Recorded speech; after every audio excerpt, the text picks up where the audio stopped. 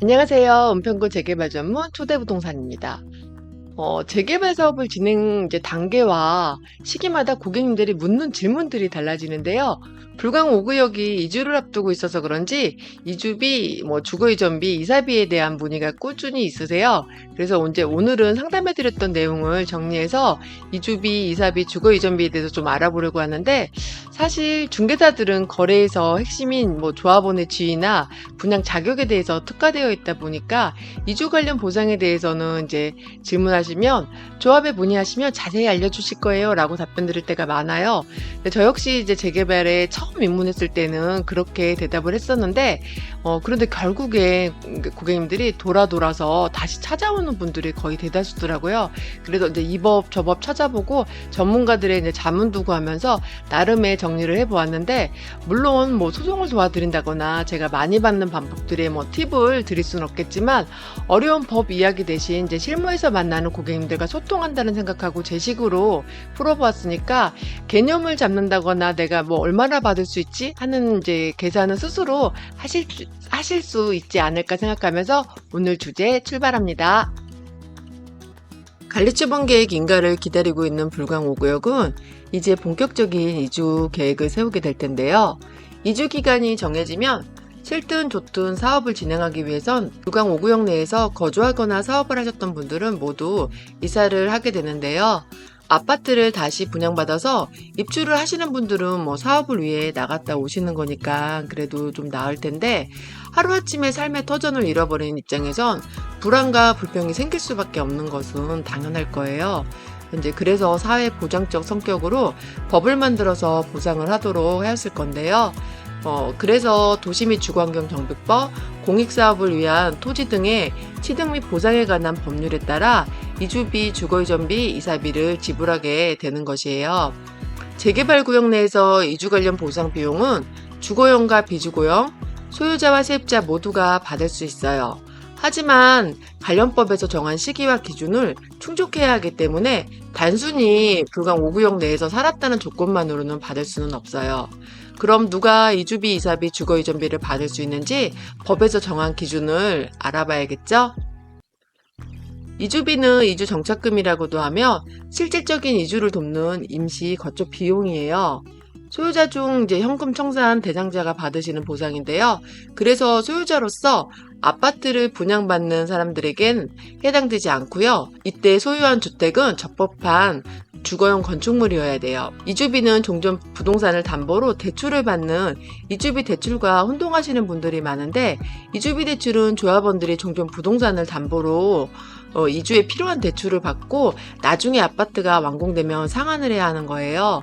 용어가 비슷하다 보니 많이 헷갈려 하시는 것 같아요.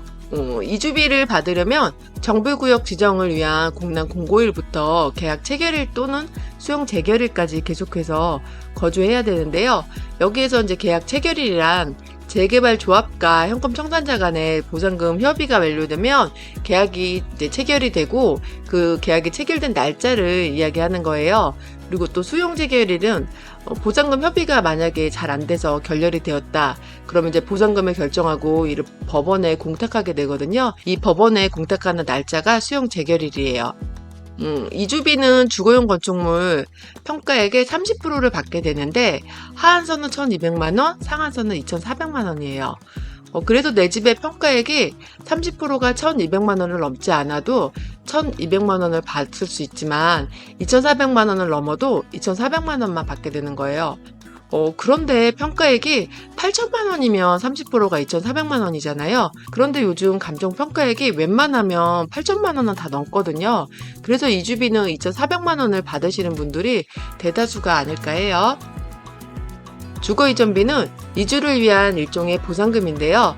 주거이전비 역시 주거용 건축물에만 해당이 되고 현금 청산자와 세입자 둘 다 받을 수는 있는 보상인데, 현금 청산자와 세입자의 기준이 달라요.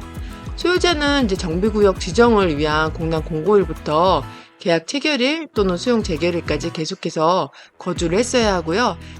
세입자는 정비구역 공란 공고일 3개일 전부터 거주를 하고 있었어야 하는데, 소유자와는 달리 계속 쭉 거주해야 되는 요건은 없습니다. 보상의 기준액도 소유자와 세입자가 다른데요. 소유자는 가구원수 곱하기 2개월, 세입자는 가구원수 곱하기 4개월인데 이때 2개월, 4개월의 기준이 되는 금액은 도시근로자 가구의 가구원수별 월평균 명목가계 지출비예요. 1인에서 4인까지는 월평균 명목지출비 통계자료를 적용하고 5인 이상의 월평균 명목가계 지출비를 적용을 하는데 6명이 넘으면 별도의 계산 방식이 적용이 된답니다. 6명일 때와 7명일 때를 계산해 봤는데 6명의 기준 금액은 955만 97원이고요. 7명일 때는 1081만 8032원이네요. 그럼 이 기준액을 토대로 소유자와 세입자가 받을 수 있는 금액을 한번 확인해 볼까요? 소유자가 1인에서 5인일 때까지 받을 수 있는 이주 금액입니다.